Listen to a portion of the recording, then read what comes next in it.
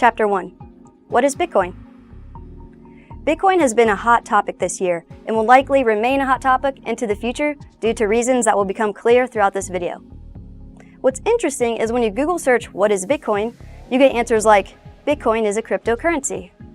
Okay, great, so what is a cryptocurrency? Or another answer you get is, Bitcoin is a digital currency. Okay, well I can access and transfer my US dollars online, isn't that pretty much like digital currency?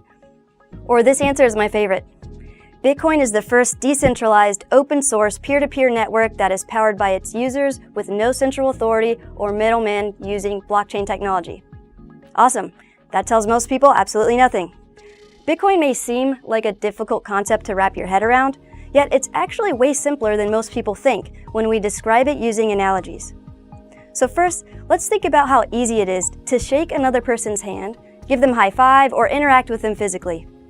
As long as you're within an arm's length of the other person, it's easy to simply reach out and shake their hand. Or imagine if you had a bottle of water in front of you, how easy it is to simply reach out and have a drink of water. Pretty straightforward, right? Now let's imagine that in order to shake someone's hand, you had to shake another person's hand who then shook that person's hand for you. Or imagine that in order to have a drink of water from a bottle right in front of you, another person had to pick it up, put the water in their mouth, and then put it in your mouth. That's just crazy, right? Well, that's essentially how banks, credit cards, and our traditional financial system currently works. When you swipe your bank card to pay for groceries at the store, your bank is taking your money from your account and giving it to the grocery store for you and then charging you for it. This is the case with checks, credit cards, debit cards, ACH transfers, and any exchange of money, really.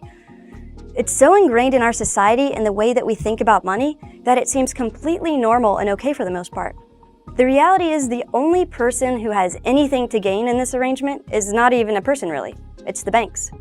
They make a profit from storing, transferring, controlling, and issuing loans off of money you deposit into banks, under the guise that 1, it's safer there, which is not the case, and 2, you aren't smart or qualified enough to manage your own wealth without their services.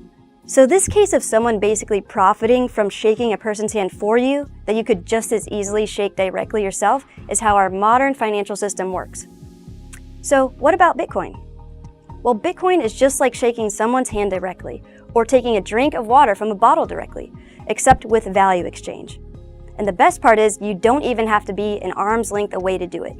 With Bitcoin, you can send and receive value directly to anyone, from anyone around the world anytime. One of the hangups people have with understanding Bitcoin is just another thing we've been conditioned to accept as standard business practice, which is separation between value and storage or transference of that value. So we own and hold fiat, like US dollars, as something representative of value, yet use completely separate mechanisms to actually use it, store it, and move it around. For example, you have US dollars representing value, and you have a Bank of America account to store it in, and you have an American Express credit card to spend it, and maybe even a PayPal account to buy, sell, and manage value as well. This is a very normal concept we are accustomed to because that's pretty much what's been available until the past decade. So instead of having fiat represent value and paying financial businesses like Venmo and JP Morgan Chase to move it around and store it, Bitcoin is both value and a means to transfer, store, and manage that value. This is because Bitcoin is both digital value and it's a network that can store and transfer the bits of digital value. Value and usage of the value is simply one unified system in the case of Bitcoin.